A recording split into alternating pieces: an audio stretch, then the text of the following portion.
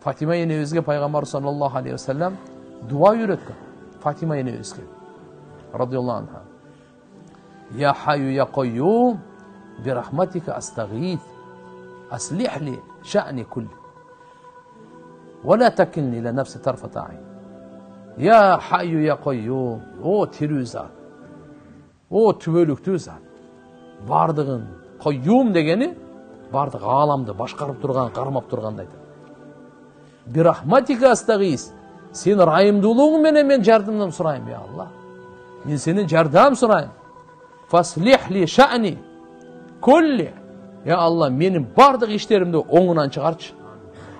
Бардык иштеримди оңунан чыгар. Вала такилни иля нафси тарфата айн. Мени нафсиме көз ирмемчеликте тапшырып койбо мени.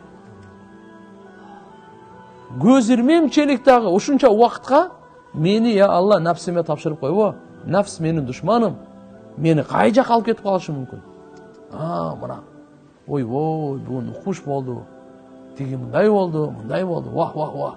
Адамды өлтүрө турган ушу вах.